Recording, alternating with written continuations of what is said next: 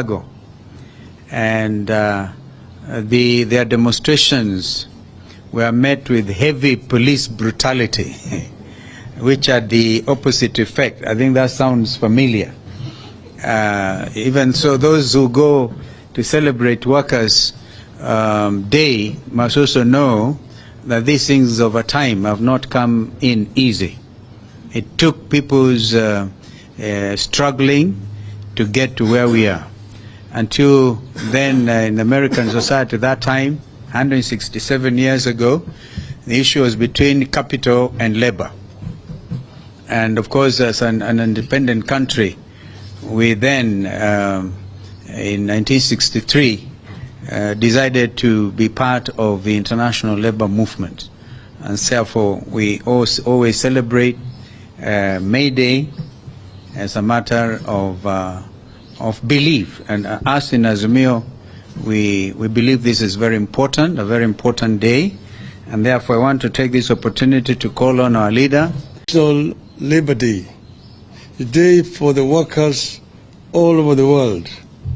It's a day when workers commemorate the struggle that they have waged over the years to improve the working and living conditions of the people. And today is taking place against a background of serious distress among the workers of Kenya. But I want to take this opportunity to congratulate all our workers for their resilience and their endurance. And I just want to urge them to continue to unite, because I think it was Karl Marx who once said, the workers of the world, unite. You have nothing to lose but your chains. So one would have expected today that workers would have gotten something. Unfortunately, nothing has happened to the workers, basically because of the lack of concern by those who at the moment have the responsibility to manage affairs of our country. We have a statement to make today, and this is on two subjects that we are addressing. This statement is on Shakahola massacre and protest rallies. We called you here today to make a brief statement on two issues. First, the Shakahola cult massacre, and secondly, the protest rallies planned for tomorrow. Yesterday, Honorable William Ruto announced plans to set up a judicial commission of inquiry to probe the Shakahola cult deaths. The regime also declared war on our protest activities planned for tomorrow, and they have repeated it today.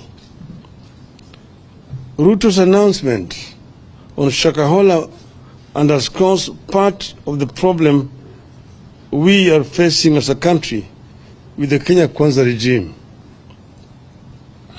Ruto does not seem to know that the concept of a judicial commission of inquiry appointed by a president is unconstitutional in Kenya since the year 2010. Under the 2010 Constitution and its entrenchment of separation of powers, the exercise of judicial power is only as provided under Article 1 and Chapter 10, which provides as follows, and I quote, 1. The people have delegated their sovereignty of judicial power to only the judiciary and the independent tribunals established under the Constitution. 2. Only Parliament can establish a subordinate court or an independent tribunal through an act of Parliament. 3. Only Parliament can determine the jurisdiction and functions of a court or independent tribunal. 4. It is also now the law, as determined by our courts, that only the Judicial Service Commission can determine who would be employed to serve in such a tribunal. 5. Indeed, Section 13 of the Commissions of Inquiry Act is very clear that an inquiry shall be deemed to be a judicial proceeding. This makes it an absolute preserve of the judiciary under our Constitution. A president, unlike the past, no longer has power to make any decision on the constitution of a court or an independent tribunal, nor who sits in judgment in such a court or independent tribunal. Yet again, Mr. Ruto is trying to undermine and overthrow the Constitution. We wish to state as follows. 1.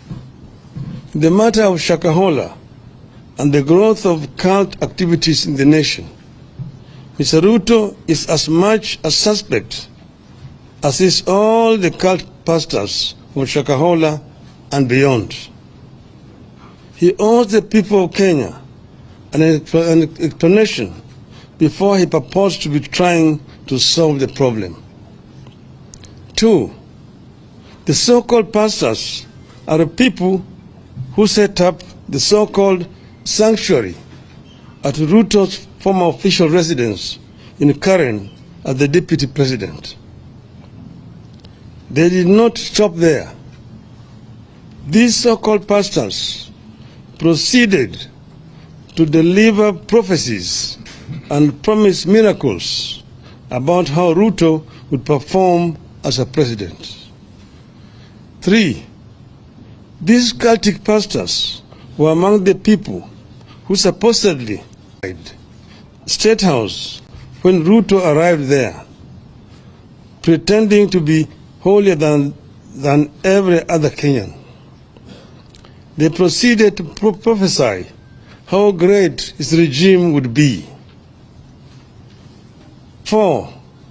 These so-called pastors have organized mega prayer rallies attended by so-called prayer warriors that include Mr. Ruto, Mr. Rigathi Gachagua, and their spouses, supposedly to sanctify the land.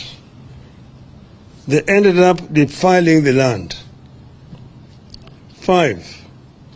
These so-called pastors aided the introduction of mandatory fasting that started in 2015 at the DP's residence in Karen, and which have been carried over to State House, where everyone is compelled to fast every Wednesday, regardless of their faith, effectively making State House essentially a Shakahola annex. 6. Sometime in May 2022, Mr. Ruto's family claimed to have prayed for impure borehole water at their current residence and turned it into clean when a purification machine had failed. We see no difference between this claim and the outrageous ones made by cult pastors, like performing fake miracles and extorting money from believers with the calls like tuma mbegu ya 310 or fast until you meet Christ.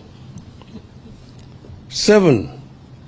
The cult leaders are behind the decision by Ruto to establish a faith diplomacy office where he has gone ahead to provide a list of 100 members to be recruited into Public Service Commission as intercessors, supposedly to pray for counties and the government.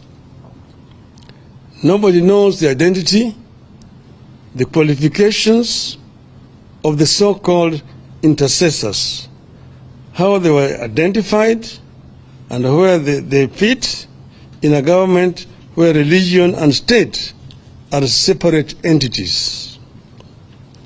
8.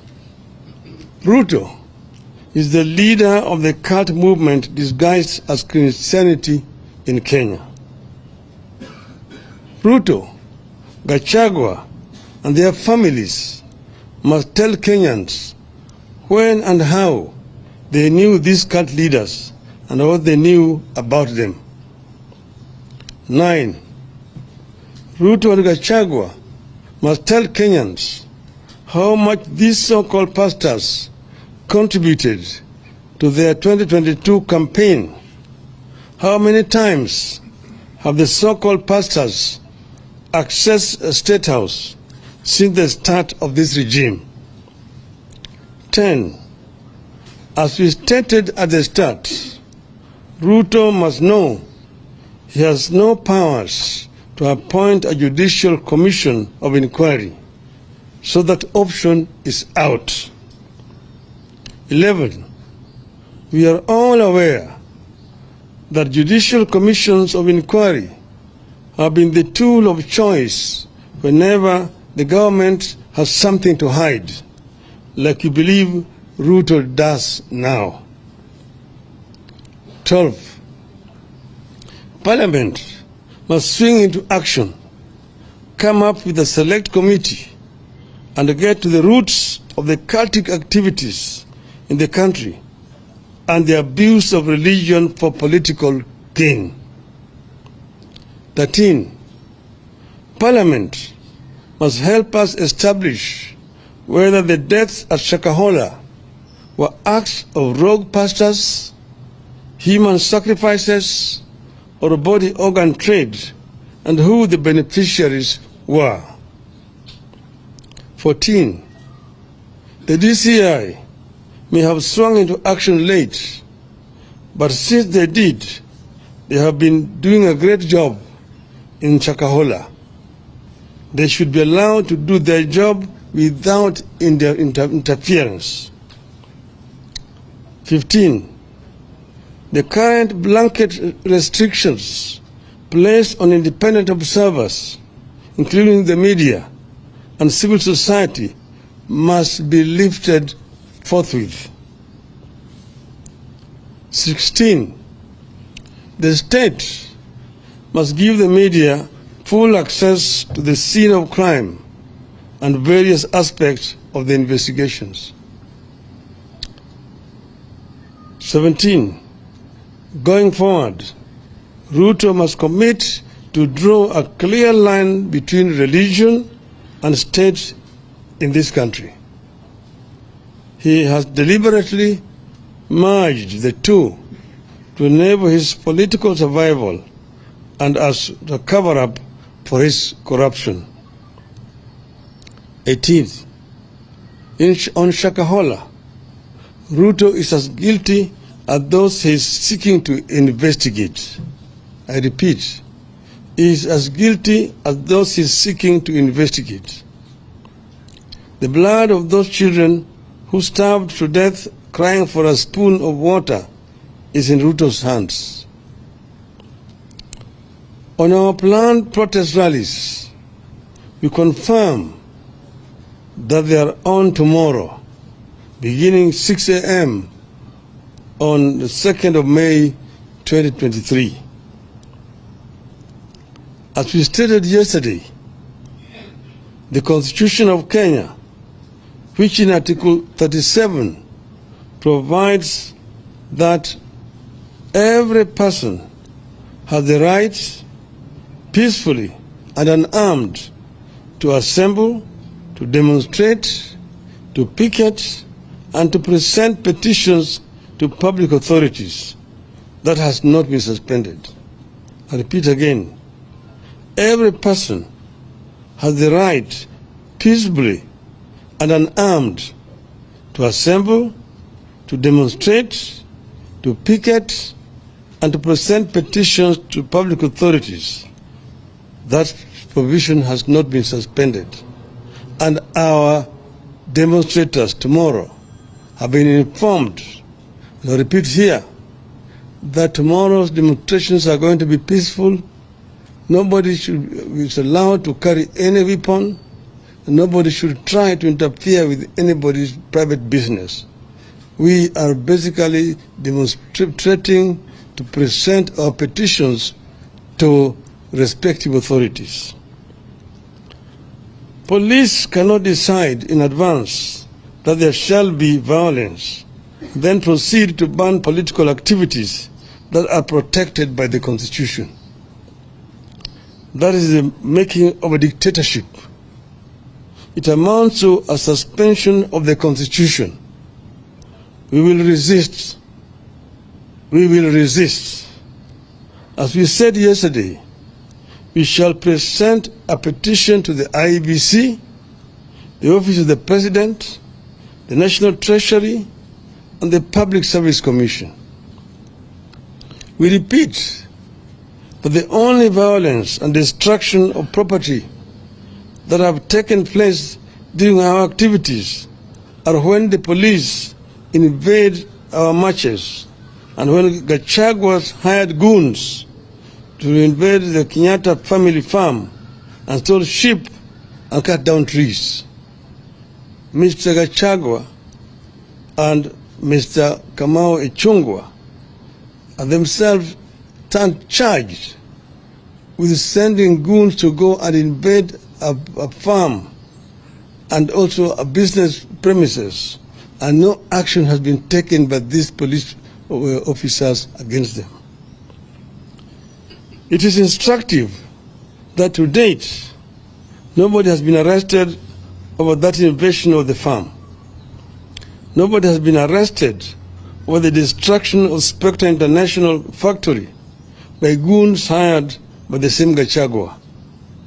The state cannot purport to ban our activities on the grounds that it is protecting public property, while at the same time sponsoring the destruction of property in another corner of the city. So these demonstrations, as I've mentioned, are going to be peaceful demonstrations. Mr. Ruto, even today, has repeated that they are stand banned, that he's going to protect people's properties. We assure him there's going to be no destruction of people's properties. That is just an excuse. We assure Mr. Gachagua there will be no destruction of people's properties. Our people have been told to be peaceful. They're not even going to go to where people's places are. We're not going to markets. We're not going to shops. You say you're going to assemble at the Central Park in the city of Nairobi and march to the IBC headquarters and present a petition there. March to the office of the President along Uhuru Highway and present a petition. And also go to the Treasury buildings. There are no businesses along those streets. So therefore, nobody should come up with the excuse that they're going to protect people's properties tomorrow. They want to take this country to the dark days when people are not allowed to protest or to march. I invite them to see what's happening in France. Citizens have been demonstrating, buying tires on the streets in France, and they are protected by the police. They've been demonstrating in Europe, in Britain. They've been demonstrating in Israel. They've been demonstrating even in Japan. So we want to tell these people that Kenyans fought very hard to bring this new constitution. We will ensure that the provisions of this constitution are protected. The civil rights of the people of Kenya must be respected by whoever is in the regime, unless they want to impose a kind of civilian dictatorship back on our people. Asanteni sana. End of the statement.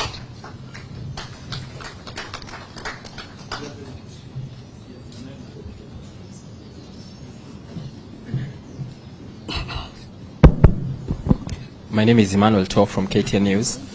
Just one question. Your previous attempts to access the CBD weren't successful. Okay. Raise your voice. All right. My name is Emmanuel Toh from KTN News. Your previous attempts to access the CBD were unsuccessful, and tomorrow you've targeted at least 4 government installations. How are you going to do this time around, and how are you going to access? Thank you. Well, of course, you know where those institutions are. Last time, we were barred from entering CBD. We therefore were forced to actually go on the periphery of the towns. We never chose to go to places like Madari, or to Kawangware, or Kangemi, or Kibra, Mukuru Kwanjenga, Pipeline, and so on. But we were denied access to the CBD, where we had applied to go and peacefully demonstrate and present our petitions to the authorities concerned. Today, they are actually trying to repeat the same thing. You said that Kenyans fought so hard to bring this constitution to life, and that it is the responsibility of each and every Kenyan to defend provisions of this constitution.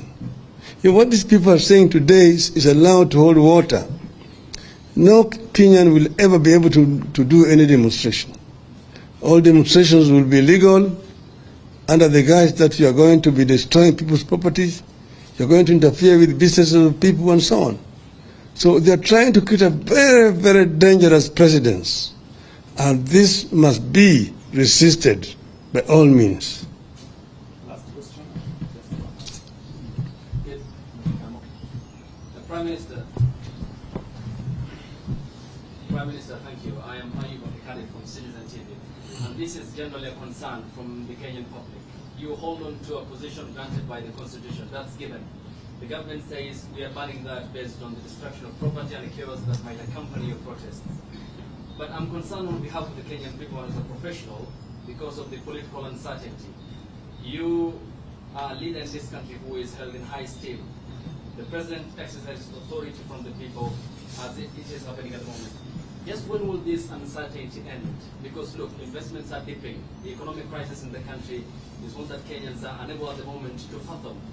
Investors can't have the heart to invest again in the country, and it's staining our reputation amongst the community of nations. Just when will the political establishment understand the need for sanity and stability for this country to progress? I guess you are addressing the question to the wrong person. You are actually dealing with the victim. And that question should be put squarely to Mr. Ruto and Mr. Gachagua. Because as you see, we ourselves are using the only tool available to us to talk to these people.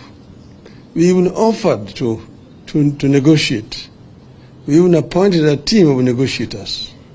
And you saw what they did, despite appointing one of our members as their representative. And they did that on purpose.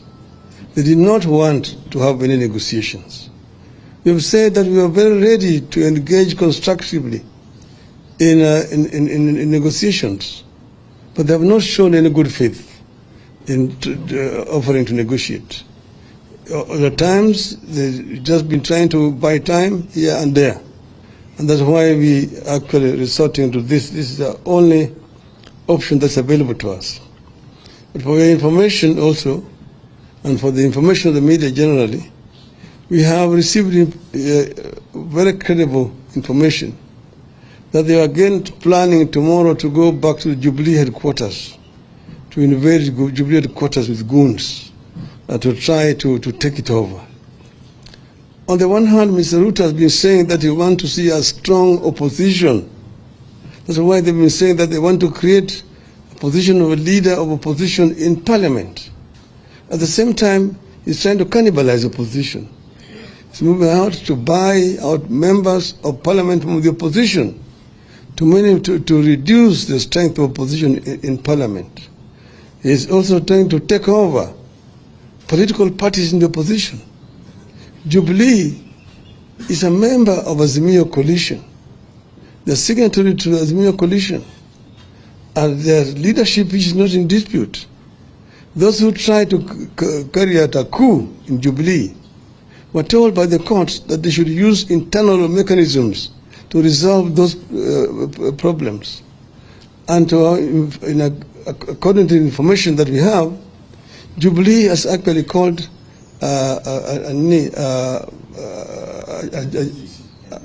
NDC, National Delegates Convention. Why don't they wait for that? Why in the hurry to try to take over Jubilee by force? This basically shows you that people who are hell-bent on trying to return this country to a single-party dictatorship, which we came from, those are the days. So we are people who are defending the gains which have been made by the people of Kenya. We will not sit down and watch them try to do it. We will resist. And that's why we are here.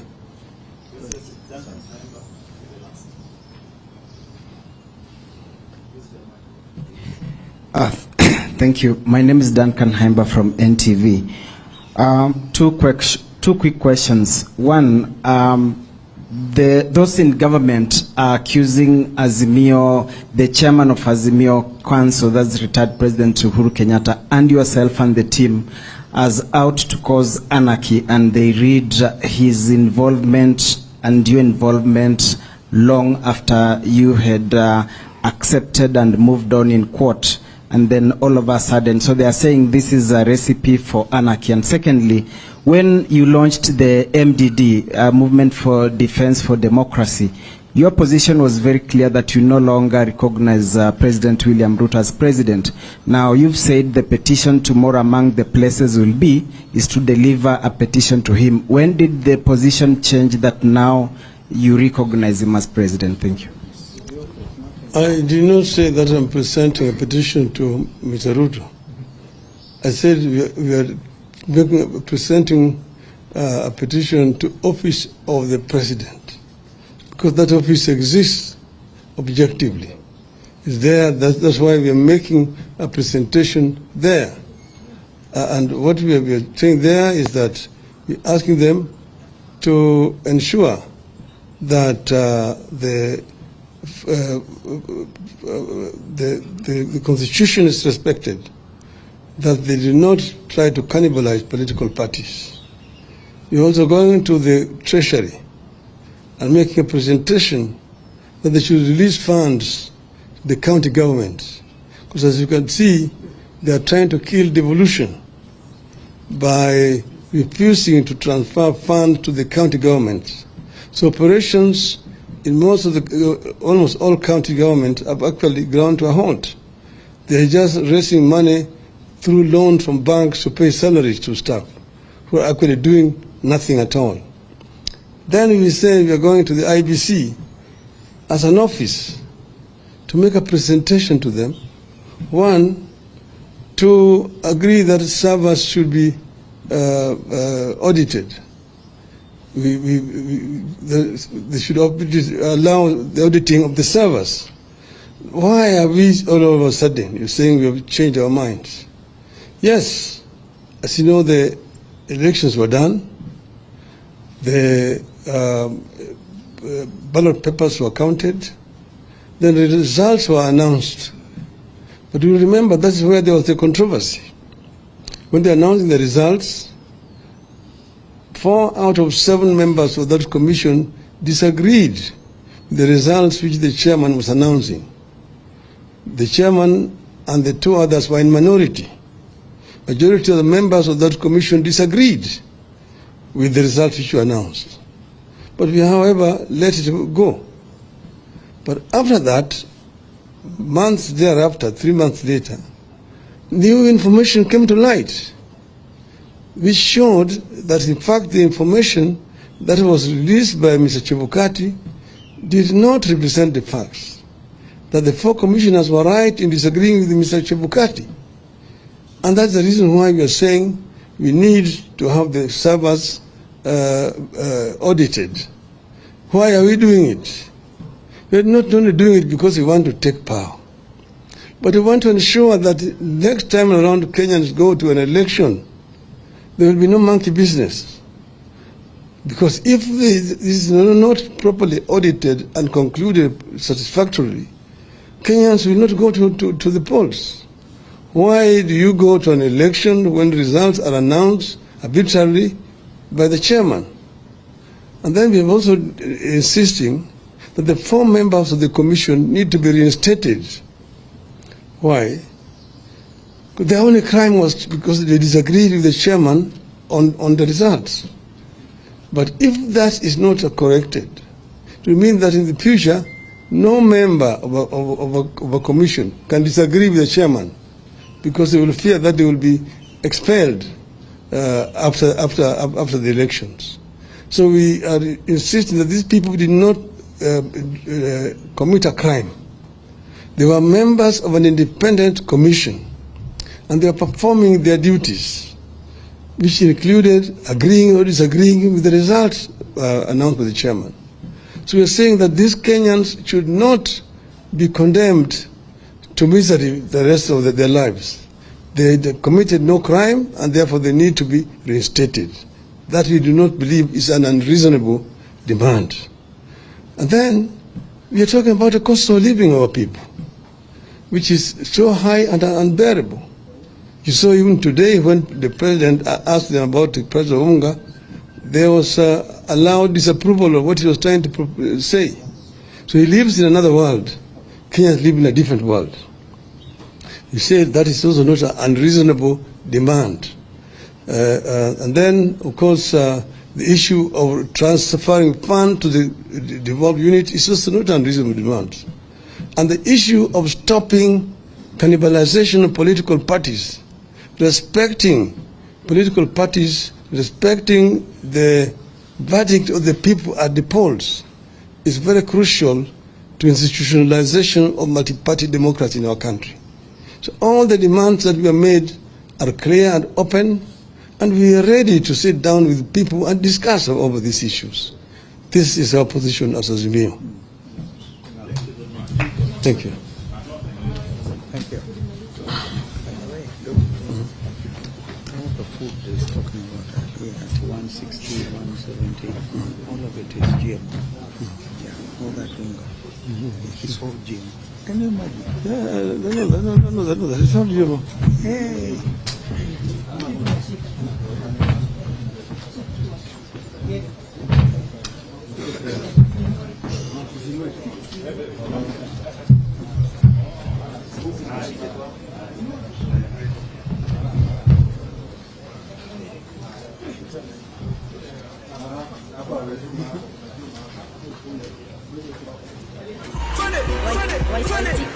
Vijana unataka nani?